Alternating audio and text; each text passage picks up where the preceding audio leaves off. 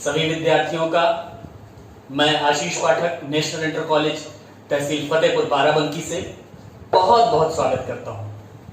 प्रिय विद्यार्थियों, सीखने और सिखाने की ये अनवरत परंपरा तकनीक के माध्यम से आपके साथ जुड़कर बहुत अच्छे से चल रही है और निश्चित रूप से आज भौतिक विज्ञान की ये जो कक्षा आपके साथ में शुरू करने जा रहा हूं, इसमें एक बार फिर से हम लोग बहुत आनंद के साथ और बहुत मन के साथ पूरी तन्मयता से आज के विषय को सीखेंगे, जानेंगे, चर्चा करेंगे। विद्यार्थियों, हम लोगों ने इसके पूर्व जब भौतिक विज्ञान की कक्षाएं आपसे चर्चा में साझा की तो उसमें हमने अभी तक 2 अध्याय पढ़े। पहला वैद्युत आवेश एवं क्षेत्र और दूसरा जो हमारा अध्याय था वो स्थिर वैद्युत विभव एवं धारिता। निश्चित रूप से इन दोनों अध्यायों में हम लोगों ने स्थिर विद्युतिकी के बहुत से महत्वपूर्ण टॉपिक्स को कवर किया। आज हम लोग तृतीय अध्याय की ओर अग्रसर होंगे, लेकिन तृतीय अध्याय पर अग्रसर होने के पूर्व मैं आपसे ये बताना चाहता हूं कि हम लोगों ने जो पिछले 2 अध्यायों में चर्चा की है, विशेष रूप से मैं प्रथम अध्याय की अगर बात करना चाहूं वैद्युत आवेश एवं क्षेत्र, तो उसमें हमने आवेश की अवधारणा को समझा, फिर कूलाम के नियम के जरिए 2 आवेशों के मध्य बल को समझा, विद्युत क्षेत्र को जाना और फिर विद्युत क्षेत्र में तमाम से ऐसे हमारे जो और प्रकरण थे उनको जाना, जैसे कि वैद्युत द्विध्रुव अगर विद्युत क्षेत्र में हो तो उसके कारण किस तरीके की स्थितियां आती हैं, उनसे हम परिचित हुए। निश्चित रूप से हमने विद्युत क्षेत्र रेखाओं के बारे में भी जाना, लेकिन इन सब के साथ एक बात तय थी कि हमारे प्रथम अध्याय में चाहे कूलाम का नियम हमने लिया हो, चाहे अन्य प्रकरणों को लिया हो, हमारे वो आवेश स्थिर थे। क्योंकि कूलाम के नियम पर भी अगर आप अपना ध्यान ले जाएं तो वो नियम ही तो स्थिर बिंदु आवेशों के लिए प्रतिपादित किया गया। अब जब हम तृतीय अध्याय पर आते हैं जिसका विवरण है, जिसका शीर्षक है विद्युत धारा, तो यहां इस अध्याय में हम लोग आवेश को गतिमान करेंगे और गतिमान आवेश विद्युत धारा को जन्म देगा। तो आइए सबसे पहले ये जानते हैं कि आज हमको किन किन शीर्षकों पर इस कक्षा में चर्चा करनी है।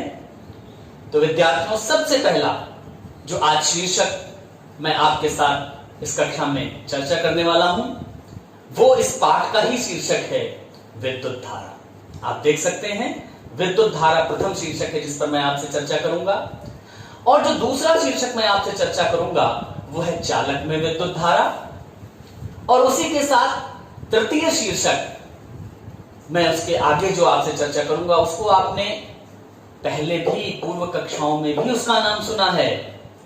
बिल्कुल आप सही अंदाजा लगा रहे हैं, ओम का नियम। बहुत महत्वपूर्ण विषय है, बहुत महत्वपूर्ण प्रकरण है। इस शीर्षक को भी हम जानेंगे, समझेंगे विधिवत तरीके से आज, और उसी से जुड़ी हुई 2 और हमारे मुख्य परिभाषाएं, 2 अवधारणाएं, एक धारा घनत्व की और एक चालकता की। ये इतनी चीजों की चर्चा आज हम सब इस कक्षा में करेंगे।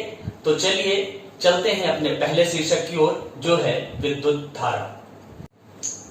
तो आइए हम शुरू करते हैं विद्युत धारा के बारे में चर्चा करने को। विद्यार्थियों, अभी मैंने आपसे कहा कि गतिमान आवेश विद्युत धारा का निर्माण करते हैं।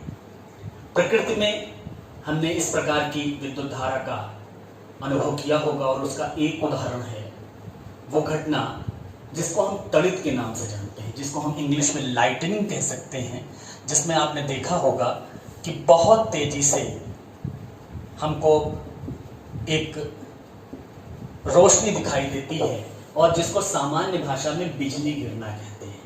तो ये जो तड़ित की घटना है, इस तड़ित की घटना में आवेश क्या होता है, बादलों से वायुमंडल के थ्रू होकर पृथ्वी तक आता है और कभी कभी इसके परिणाम बहुत भयंकर होते हैं। लेकिन इस घटना में आवेश का प्रवाह स्थायी नहीं होता है। लेकिन अगर हम कुछ और घटनाओं की बात करें, कुछ और चर्चा करके हम आपसे बात करें, जैसे कि टॉर्च की बात करें, जैसे कि हम आपसे बात करें सेल से चलने वाली घड़ियों की, तो उनमें आवेश का प्रवाह उसी प्रकार से होता है जैसे नदियों में जल प्रवाहित होता है। तो आज हम कुछ ऐसे ही स्थायी और अपरिवर्ती धारा के बारे में चर्चा करेंगे।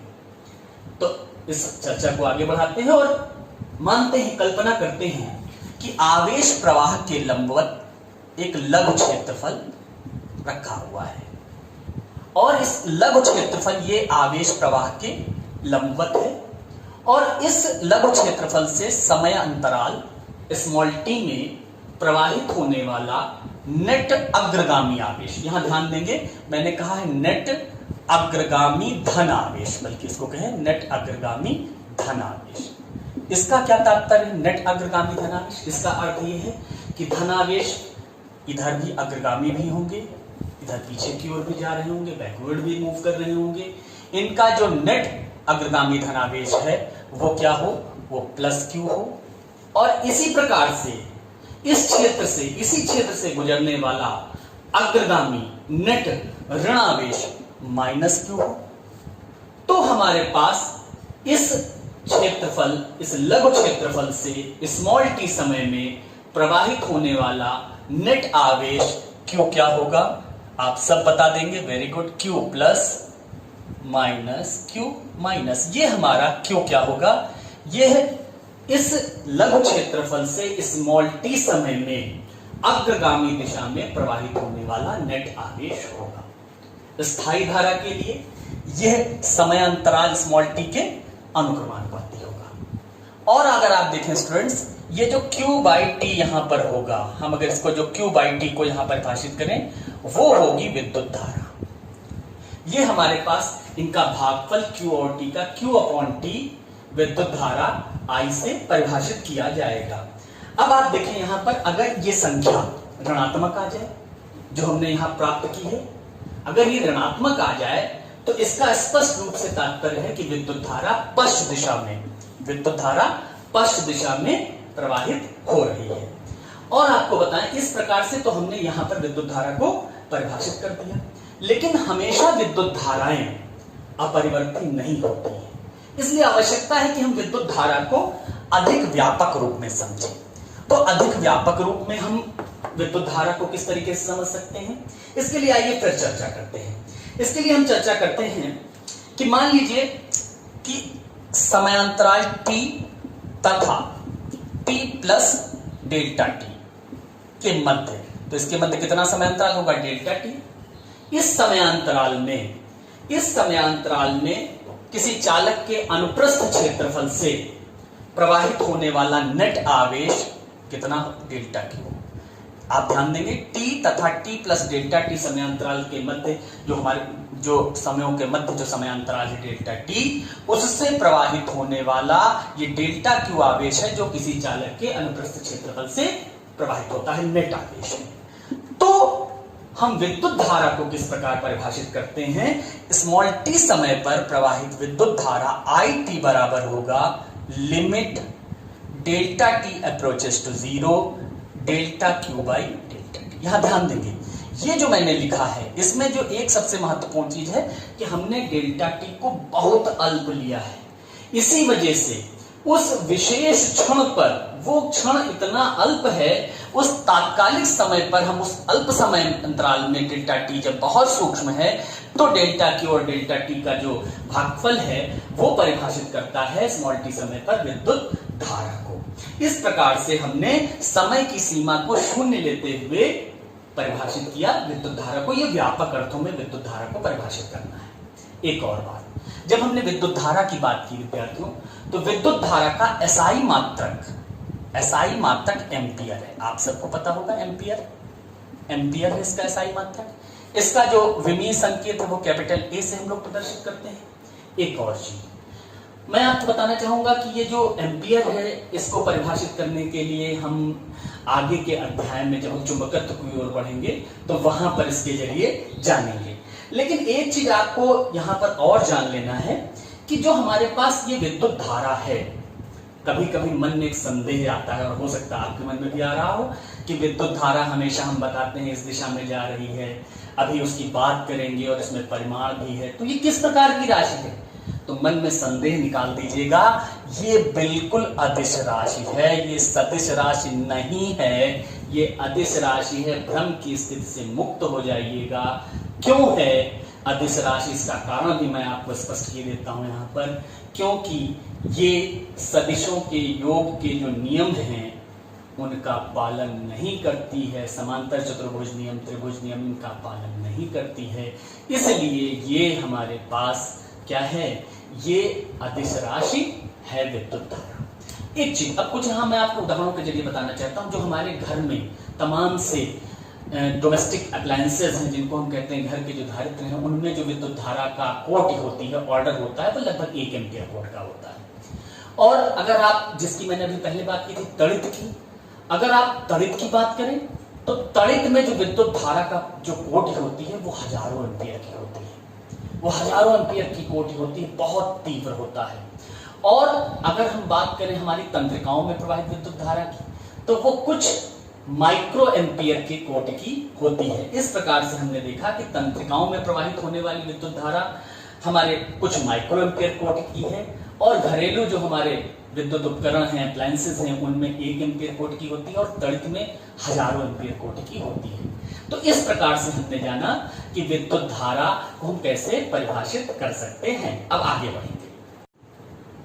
तो आइए स्टूडेंट्स, अब हम बात करते हैं आज के दूसरे शीर्षक, जो है चालक में विद्युत धारा, इलेक्ट्रिक करंट्स इन कंडक्टर। अब हम आपसे एक बात कहेंगे, उसको आप निश्चित रूप से ध्यान से सुनिएगा। अगर हम विद्युत क्षेत्र में किसी आवेश को रखें, या यूं कहें किसी आवेश पर विद्युत क्षेत्र अनुप्रयुक्त किया जाए, तो क्या हो? बिल्कुल ठीक, आपने पहला अध्याय बहुत मन से पढ़ा, इसलिए आपने जवाब सही दिया कि अगर किसी Q आवेश पर अगर E वैद्युत क्षेत्र अनुप्रयुक्त किया जाए, अगर E वैद्युत क्षेत्र अनुप्रयुक्त किया जाए तो उस पर एक बल F लगेगा। निश्चित रूप से वो बल F का अनुभव करेगा, और अगर वह गति करने के लिए स्वतंत्र है तो वो गतिमान हो जाएगा। इस बल के कारण वो गतिमान हो जाएगा, और गतिमान होते ही आवेश के हमको विद्युत धारा प्राप्त होगी। अब आप देखें, जैसे कि वायुमंडल का सबसे जो ऊपरी हमारा भाग है, जिसे हम आयनमंडल कहते हैं, उसकी बात ही, उसकी तरीके ही प्रकृति में भी हमारे पास मुक्त आवेशित कण पाए जाते हैं। उसके बावजूद जो हमारे ऋणावेशित इलेक्ट्रॉन हैं, वो धनावेशित नाभिक के साथ परिबद्ध होने के कारण गति करने के लिए स्वतंत्र नहीं होते हैं। अब हमारे जो स्थूल पदार्थ हैं, जो हमारे स्थूल पदार्थ हैं, वो अनेक अणुओं से मिलकर बने हुए होते हैं। अब आप देखेंगे कि जैसे कि अगर हम 1 ग्राम जल की बात करें तो उसमें लगभग 10 की घात 22 अणु होते हैं। 1 ग्राम जल में 10 की घात 22 अणु होते हैं, और इनमें जो हमारे पास अणु हैं, ये इतने संकुलित होते हैं कि इलेक्ट्रॉन अब केवल एक व्यक्तिगत नाभिक से ही नहीं जुड़ा रहता है।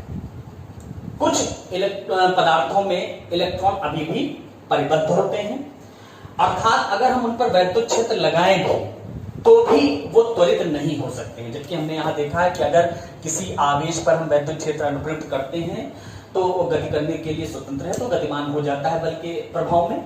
लेकिन वो इलेक्ट्रॉन चूंकि परिबद्ध है, इस कारण से वो त्वरित नहीं हो पाता है। अब यहां पर देखें, कुछ दूसरे हम पदार्थों की चर्चा करते हैं, जिनकी चर्चा से हमको आज के विषय को आगे बढ़ाना है।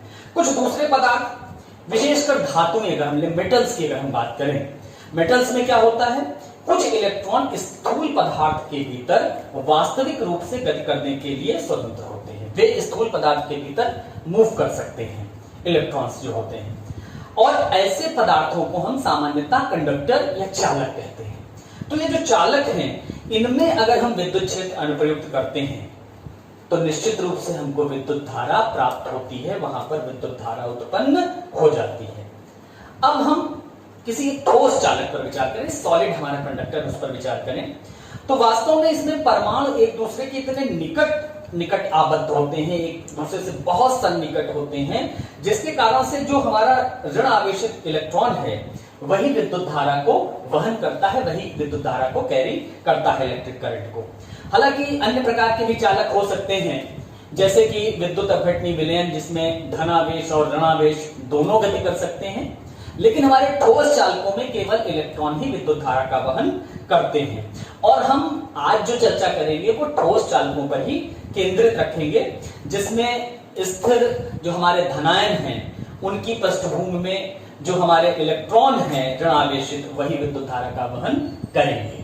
तो आइए इसमें थोड़ा सा और आपसे बात करते हैं। तो सबसे पहले हम एक ऐसी स्थिति की आपसे चर्चा करेंगे, एक ऐसी प्रकरण पर चर्चा करेंगे जहां पर कोई विद्युत क्षेत्र उपस्थित नहीं है, अर्थात चालक में कोई भी विद्युत क्षेत्र उपस्थित नहीं है। तो वहां पर इलेक्ट्रॉनों की जो गति होगी, जैसा भी मैंने कहा, गति करने के लिए स्वतंत्र तो है, लेकिन वो तापीय गति होगी, वो थर्मल मोशन होगा उनका। तो जो तापीय गति करते हुए वो आप जो उनके पास जो संबद्ध आयन हैं, आबद्ध जो आयनों हैं, उनसे टकराएंगे। इलेक्ट्रॉन जो है वो टकराएंगे आयन से टकराएंगे। अब टकराने के बाद क्या होगा? संघट्ट होगा। संघट्ट के बाद इलेक्ट्रॉन की चाल अपरिवर्तित रहेगी, चाल नहीं बदलेगी। अब जब चाल नहीं बदलेगी, लेकिन आपको यह भी पता है कि इसकी दिशा पूरी तरीके से यादृच्छिक होगी या रैंडम होगी, अर्थात टकराने के बाद उनके गति की कोई प्रेफरेंशियल डायरेक्शन नहीं होगी, कोई अधिमानित दिशा नहीं होगी कि इलेक्ट्रॉन टकराने के बाद किस दिशा में जाएगा। तो जब ऐसा है, ऐसा हमने जब अंदर चल रहा होगा, तो हम ये समझ जाएंगे कि किसी एक विशेष दिशा में, किसी एक पर्टिकुलर डायरेक्शन में जो इलेक्ट्रॉन जा रहे हैं और जो उसकी विपरीत दिशा में गतिमान है इलेक्ट्रॉन, अगर हम इनको देखेंगे, इनकी संख्या लगभग बराबर होगी, जिसके कारण से कोई नेट धारा प्राप्त नहीं होगी, क्योंकि कोई प्रेफरेंशियल डायरेक्शन नहीं। किसी एक विशेष दिशा में आगे की ओर जितने इलेक्ट्रॉन जा रहे होंगे, उतने ही इलेक्ट्रॉन वापस पीछे की ओर आ रहे होंगे, तो हमारे पास वहां पर नेट आवेश शून्य हो जाएगा, जिसके कारण हमको वहां पर कोई भी नेट धारा प्राप्त नहीं होगी। अब आइए बात करते हैं उसके आगे की। अभी तो हमने कहा था कोई विद्युत क्षेत्र नहीं है, तो आइए अब विद्युत क्षेत्र की बात करते हैं। अब हम चित्र में भी देख सकते हैं कि हम क्या कर सकते हैं। तो सबसे पहले हम किसी चालक के किसी टुकड़े पर कोई विद्युत क्षेत्र अनुप्रयुक्त करते हैं, उसके जरिए देखें क्या हो सकता है। तो आप यहां देखेंगे कि एक 8 त्रिज्या का आपको दिखाई देगा, 8 त्रिज्या का एक बेलनाकार चालक है, जिसकी हम कल्पना कर रहे हैं, जो आपको दिखाई भी दे रहा होगा। अब इस जो बेलनाकार चालक है, इसमें परावैद्युत पदार्थ की दो पतली वृत्ताकार जो हमारे पास डिस्क हैं, चकतियां जिनको हम कह सकते हैं, उनको लिया गया, जिनकी त्रिज्याएं इसी बेलन की त्रिज्या के बराबर है। और उन चकतियों में एक पर प्लस क्यू आवेश और दूसरे पर माइनस क्यू आवेश, इन हमारे पास, और ये जो प्लस क्यू और माइनस क्यू आवेश इन चकतियों पर समान रूप से वितरित है। इनको बेलन के दोनों चपटे पृष्ठों से जोड़ दिया जाता है, चित्र में आप देख सकते हैं।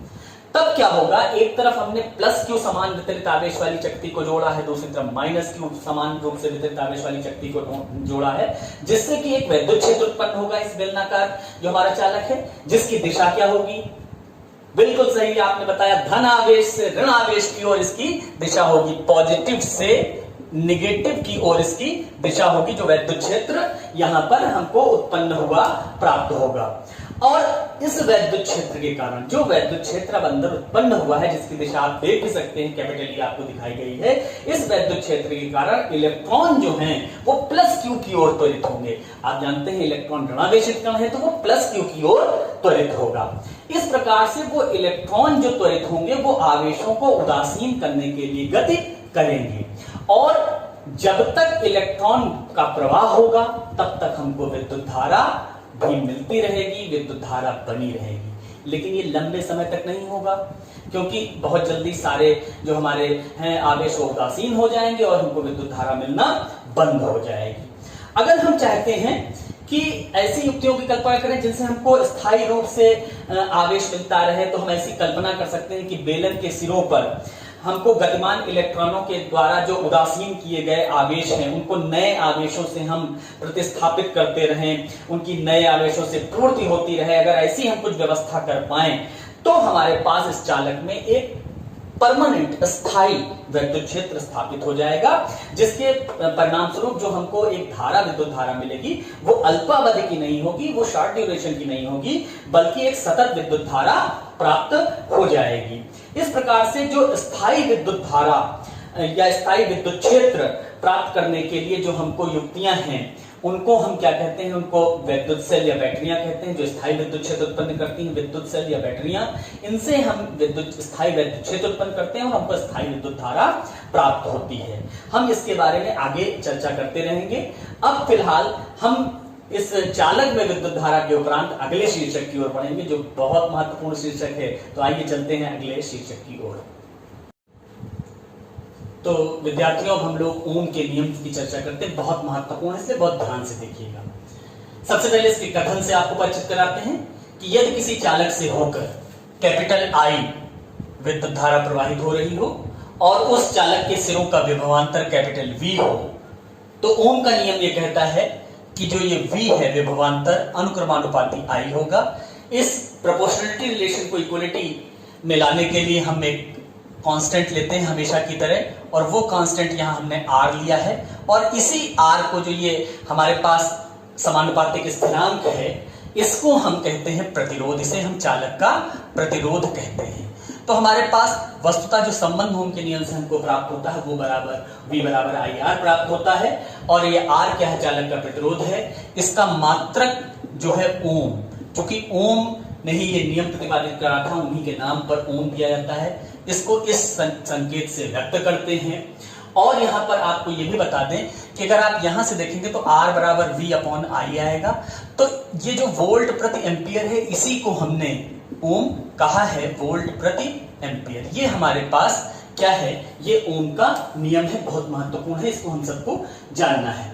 अब आप देखें कि हम यहां पर कुछ चीजें और आपसे चर्चा कर लें कि चालक को प्रभावित करने वाले कारक कौन कौन से। प्रतिरोध तो हम जान गए आर होता है, उसको प्रभावित करने वाले कारक कौन कौन से हैं, इन पर चर्चा करते हैं। सबसे पहली बात, किसी भी चालक की जो लंबाई होती है, आप चित्र में देख रहे हैं, एक एल लंबाई का और ए परिक्षेत्र क्षेत्रफल का, अनुप्रस्थ काट क्षेत्रफल का एक चालक प्रदर्शित किया गया है। तो जो चालक की लंबाई होती है कैपिटल आर, जो चालक की लंबाई स्मॉल एल होती है, माफ कीजिएगा, वो प्रतिरोध आर के अनुक्रमानुपाती होती है, आर अनुक्रमानुपाती एल।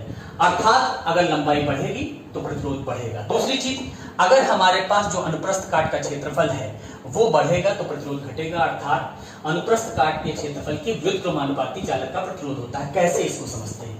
जैसे आपको जो चित्र में प्रदर्शित किया गया है, ए लंबाई का और जो हमारे पास एल लंबाई और ए परिक्षेत्र क्षेत्रफल का जो एक चालक दिखाया गया है, आप देख सकते हैं। वैसा ही एक दूसरा चालक उसको जोड़ दें, उसमें आप देख सकते हैं दूसरा चित्र आपको दिखाई दे रहा है। तो हमारे पास अब जो नया चालक होगा उसकी लंबाई कितनी हो जाएगी बेटा, 12 उसकी लंबाई हो जाएगी। और जब 12 उसकी लंबाई हो जाएगी तो वहां पर हमारे पास जो विद्युत धारा होगी वो हमारे पास आई प्रवाहित हो रही है। अब धारा तो आई ही प्रवाहित होती रहेगी। अब हमारे पास आप देखें उसका विभवांतर कितना हो जाएगा। जो पहला चालक है उसके सिरों का विभवांतर V है, उसके सिरों पर ये जो विभवांतर है। दूसरा हमने इसमें ऐसा जोड़ा है, उसका भी V होगा। तो कुल विभवांतर हमारे पास हो जाएगा V प्लस V, यानी कि 2V। तो अब हमने माना जो चालक का नया प्रतिरोध है वो R डैश है, तो R डैश बराबर यहां पर हो जाएगा 2V अपॉन आई। तो यहां से आप देखें V अपॉन आई किसके बराबर होता है, R के बराबर होता है। इसका मतलब R डैश बराबर 2R। इसका सीधा सा मतलब हो गया कि अगर लंबाई बढ़ेगी तो प्रतिरोध बढ़ गया, इसलिए यहां पर R डैश बराबर 2R आने का अर्थ हो गया कि हमारे पास जो लंबाई के अनुक्रमानुपाती प्रतिरोध होता है। दूसरी स्थिति जो आपको चित्र में नीचे तृतीय स्थिति के रूप में दिखाई दे रही है, जिसमें उस चालक को बीच से काटा गया है। तो परिक्षेत्र का क्षेत्रफल आधा हो गया, लंबाई उतनी ही है, तो ऐसे में हमारी विद्युत धारा आधी हो जाती है। हमारा विभवांतर तो वही रहेगा क्योंकि चालक वही, उसके सिरे वही हैं, लेकिन विद्युत धारा अब हो जाएगी I/2। ऐसे में जो हमारे पास मान लिया प्रतिरोध R डबल डैश है, ये कितना हो जाएगा V अपॉन I/2। तो R डबल डैश बराबर हो जाएगा 2V/I। 2V/I हम यहां कह सकते हैं। इसको जब हम लेंगे यहां से, तो यहां से आप फिर देखें R डबल डैश बराबर 2R यहां फिर आ जाएगा। इसका मतलब हमने जब आधा किया परिक्षेत्र का क्षेत्रफल तो भी हमारा प्रतिरोध दुगना हो गया।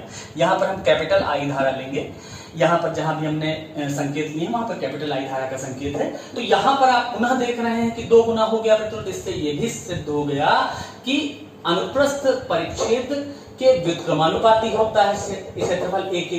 तो इन अगर दोनों संबंधों को हम मिलाएं, R अनुक्रमानुपाती L, R अनुक्रमानुपाती 1/A, तो R अनुक्रमानुपाती L/A हो जाएगा। और इसके जरिए अगर हम यहाँ पर थोड़ा सा आगे बढ़ें तो आप एक बढ़िया सा यहाँ पर इस प्रोपोर्शनलिटी रिलेशन को इक्वलिटी में जब हम बदलते हैं तो हमको मिलता है रो L/A। रो क्या है? जैसा हमेशा हम कहते आए हैं, ये भी एक समानुपातिक स्थिरांक है। इसको हम कहते हैं प्रतिरोधकता, इसको चालक की प्रतिरोधकता कहा जाता है। विशिष्ट प्रतिरोध भी इसको हम कहते हैं। ये हमारे पास क्या है, ये इसका जो मात्रक हो जाता है वो ओम मीटर होता है। अगर आप यहां से देखें तो रो बराबर हो जाएगा RA/L और इसका मात्रक ओम मीटर होगा। लेकिन एक बात ध्यान रखिएगा, देखने से आपको लग सकता है कि रो A और L के A के अनुक्रमानुपाती, L के व्युत्क्रमानुपाती और R के अनुक्रमानुपाती है, लेकिन ऐसा है नहीं। वास्तव में प्रतिरोधकता या विशिष्ट प्रतिरोध चालक की प्रकृति पर निर्भर करता है और किसी चीज पर निर्भर नहीं करता है, इसलिए हमने यहां पर लिखा।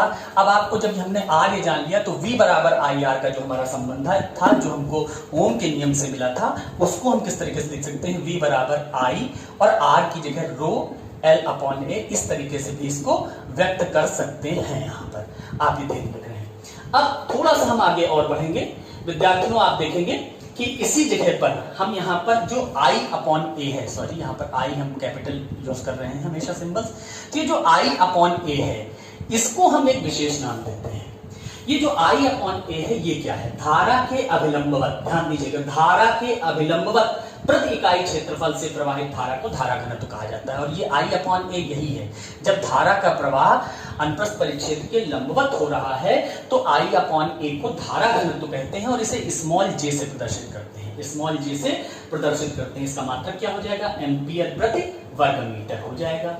ये सदिश राशि, ये ध्यान देना होगा। कैसे है मैं अभी इसको आपको बताऊंगा। अगर हमारे पास स्मॉल l लंबाई का कोई चालक हो, उस पर कैपिटल E वैद्युत क्षेत्र अनुप्रयुक्त किया जाए, स्मॉल l लंबाई के चालक पर कैपिटल E वैद्युत क्षेत्र अनुप्रयुक्त किया जाए, उसका परिमाण है वैद्युत क्षेत्र का कैपिटल E, तो हमारे पास उसके सिरों के बीच का विभवांतर होगा EL। V बराबर कितना होगा? EL हो जाएगा। तो अगर आपके पास ये जो समीकरण अभी हमने लिखा था V बराबर I रो L/A, यहां से अगर आप देखना चाहें तो क्या हो जाएगा हमारे पास? ये हो जाएगा EL बराबर I रो L/A। और I/A को हमने क्या कहा है स्टूडेंट्स? अभी आपने देखा है I/A को हमने J कहा है, तो EL बराबर हमारे पास आ जाएगा J, EL बराबर आ जाएगा J रो L, ये हमारे पास आ जाएगा।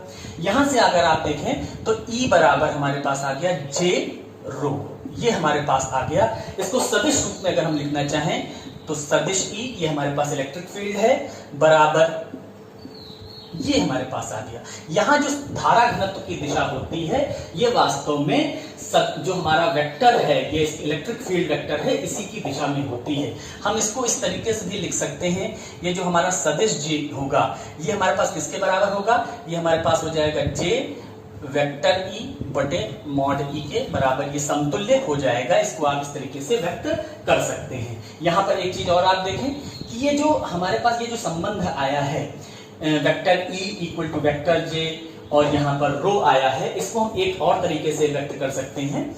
इसको अगर आप व्यक्त करेंगे तो यहाँ पर जो 1/रो है इसको हम सिग्मा से व्यक्त करते हैं, इसको हम चालकता कह देते हैं। तो अगर आप यहाँ पर उस तरीके का संबंध देखेंगे तो E/रो इक्वल टू J हो जाएगा। तो यहां से हमने कहा 1/रो सिग्मा के बराबर होता है, छोटा सिग्मा, तो यहां पर हम इसको कह सकते हैं sigma E equal to J। ये भी एक समीकरण हमारे पास हो जाता है। यहां से थोड़ा सा हमको ध्यान देना होगा। अब आज का ये जो कक्षा का जो नियमित क्रम है उसको विराम देने से पहले आपके लिए अभ्यास कार्य, आप घर पर अभ्यास करें। इसके लिए एक प्रश्न है आपके लिए, आप उसको स्क्रीन पर देख सकते हैं कि यदि किसी चालक के सिरों के मध्य का विभवांतर V 220 वोल्ट हो और उस चालक से होकर जो धारा प्रवाहित हो रही हो I वो 5 एम्पियर की हो, तो उस चालक का प्रतिरोध कितना होगा ये आप ज्ञात करेंगे। ओम के नियम को दोबारा से आप अपने मन में मनन करेंगे, चिंतन करेंगे, अभ्यास करेंगे, यह प्रश्न जरूर हल होगा। तो बहुत बहुत आज के लिए धन्यवाद।